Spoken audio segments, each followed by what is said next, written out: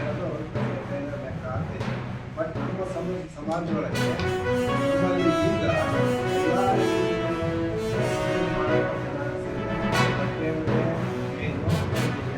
ಅದ್ರ ಜೊತೆ chartered accountants ಮೇಲಿದೆ, ಅದರ ಜೊತೆಗೆ ಬೇರೆ ಉದ್ಯೋಗ ಮಾಡಿದ್ರು ಅವ್ರನ್ನೆಲ್ಲ ಒಂದು ಕಡೆ ಸೇರಿಸಬೇಕು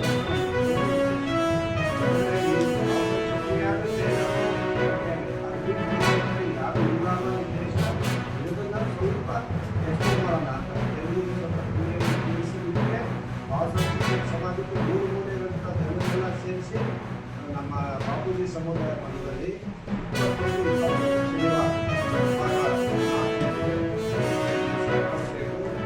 ಆಮೇಲೆ ಬೇರೆ ಉದ್ದೇಶ ನಾವು ಭಾಷೆ ಒಂದೇ ಅಲ್ಲ, ಇದು ಬೇರೆ ತಗೊಂಡಿದ್ದೀವಿ ಒಂದೇ ಇಲ್ಲ, ಬೇರೆಯವರು ಆರೋಪ ಮಾಡಿದ್ದೀವಿ ಮತ್ತು ಬಡಗಾರಿಗೆ ಎಲ್ಲರಿಗೂ ಇನ್ವಿಟೇಷನ್ ಕೊಡ್ತಾ ಇದ್ದೀವಿ.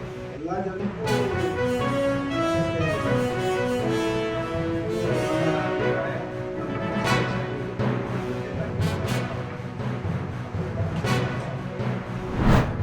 ಮತ್ತು ನನಗೆ ಈ ರೀತಿ ನನಗೆ ಬಲಾತ್ಕಾರವಾಗಿ ಅತ್ಯಾಚಾರ ಮಾಡಿದ ಅಂತ ಈ ಹುಡುಗಿ ಹೇಳ್ತಾರೆ. ಹೇಳಿದಂಥ ಸಂದರ್ಭದಲ್ಲಿ ನಾನು ಏನಪ್ಪ ಈ ವಯಸ್ಸಲ್ಲಿ ಇಂಥ ಕೆಲಸ ಮಾಡಿದೆ ಅಂತ ಅವನಿಗೆ ಕೇಳ್ತಾನೆ. ಅವನು ಕೂಡ ನನ್ನನ್ನು ಅವನ ಫೋನಿಗೆ ಬಿಟ್ಟು ಅಲ್ಲಿ ರೂಮಲ್ಲಿ ಕರ್ಕೊಂಡು ಹೋಗಿ ನೀನು ಖಾಲಿ ಬಿಡ್ತಾನೆ, ನನ್ನ ಏನಾದರೂ ಮಾಡಿ ಈ ಕೇಸನ್ನು ಕೊಡಬೇಡ, ನನ್ನ ಮರ್ಯಾದೆ ಪ್ರಶ್ನೆ, ನಾನು ಪ್ರಭಾವಿ ರಾಜಕಾರಣಿಯ ಸಂಬಂಧಿಕ ಅಂದರೆ ಯಾರೋ ನನಗೆ ಗೊತ್ತಿಲ್ಲ ಅವರು. ಹಾಗಾದಾಗ ನಾನು ಇದೇನು ಮಾಡೋಕ್ಕಾಗಲ್ಲ, ಪೊಲೀಸ್ ಕಾನೂನು ಹೋರಾಟ ಮಾಡೋಣ, ನಿಮ್ಮಡಿ ನೀವು ಕಂಪ್ಲೇಂಟ್ ಕೊಡಿ ಅಂತ ನಾನು ಹೇಳಿ ಅಷ್ಟೇ. ನಾನು ಮತ್ತು ಕೃಷ್ಣಪ್ಪ ಹೊರಗೆ ಬರ್ತೀನಿ. ಹೊರಗೆ ಬಂದಾದ ತಕ್ಷಣ 2 ದಿನ ನನಗೆ ಕಾಲ್ ಮಾಡ್ತಾರೆ, ಇದನ್ನ ಕೇಸು ರಾಜಿ ಮಾಡಿಸ್ಬೇಕು, ಇಲ್ಲ ಅಂದರೆ ಬಿಡಂಗಿಲ್ಲ ಅಂತ.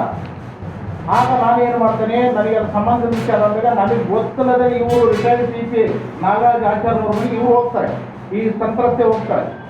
ಹೋದಂಥ ಸಂದರ್ಭದಲ್ಲಿ ನಾನು KSRTC ಬಸ್ ಸ್ಟ್ಯಾಂಡ್ ಹತ್ರ ಇರ್ತೇನೆ. ಆ ಬಸ್ ಸ್ಟ್ಯಾಂಡ್ ಹತ್ರ ಇದ್ದಾಗ ನನಗೆ retired CP Nagaraj sir call ಮಾಡ್ತಾರೆ, ಬರ್ರಿ ಪ್ರಭುದೇವ್ ಬಂದಿದ್ದಾನೆ ನೀವು ನಮ್ಮ ಮನೆಗೆ ಅಂತೇಳಿ. ನಾನು ಆ ರಿಟೈರ್ಡ್ CP ಅವರ ಮನೆಗೆ ಬರ್ತೇನೆ. ಬಂದಾದಾಗ ಏನಪ್ಪ ಪ್ರಮಾಣ ಈ ಕೆಲಸ ಏನು ಮಾಡಬೇಕು ಅಂದ್ರೆ ನನಗೆ ಸಂಬಂಧಿತ ವಿಚಾರಕ್ಕೆ ಇವ್ರು ಕಂಪ್ಲೇಂಟ್ ಮಾಡಬೇಕು ಅಂತ PP ಅವ್ರನ್ನ ಸಲಹೆ ಕೇಳ್ತಾರೆ. ನಾನು 2 ದಿನ ನನ್ನ ಜೀವ ಬೆದರಿಕೆ ಹಾಕಿ ನಾನು FIR ಮಾಡಿಸಬೇಕು ಅವ್ರ ಮೇಲೆ ಆಯಿತು ಅಂದಾಗ ನಾನು ಮೂತ್ರ ವಿಸರ್ಜನೆಗೆ ಪ್ರಭುದೇವರ ಜೊತೆಯಲ್ಲಿ ಹೊರಗೆ ಬರ್ತಾ ಇದ್ದಾನೆ. ಹೊರಗೆ ಬಂದ ತಕ್ಷಣ ಸುಮಾರು 10 ಜನ ಪೊಲೀಸರು ಏಕಾಏಕಿ ಬಂದು ಸಾಗರಂತ PSI ನನಗೆ ಅಲ್ಲೇ ಮಾಡ್ತಾನೆ. ನಾನು ಪಳ್ಳಿ ಚೈನ್ ಕಿತ್ತೋಗಿದ್ದನ್ನು ನಾನು ವಾಪಸ್ ತಗೊಂಡಿದ್ದೀನಿ. ಯಾಕೆ ಸರ್ ಯಾಕೆ ಹೊಡಿತೀರಿ, ಏನು ಮಾಡಿದೀವಿ ಅಂತ ಕೇಳಿದೆ.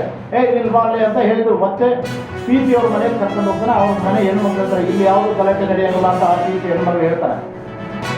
ಅದಾದ ನಂತರದಲ್ಲಿ ಭದ್ರಾವತಿ ಕೃಷ್ಣಪ್ಪ ಬೇಕು ನನಗೆ ನೀರು ಕರೆಸು ಅಂತ ನನಗೆ ತಾಕೀತು ಮಾಡ್ತಾರೆ.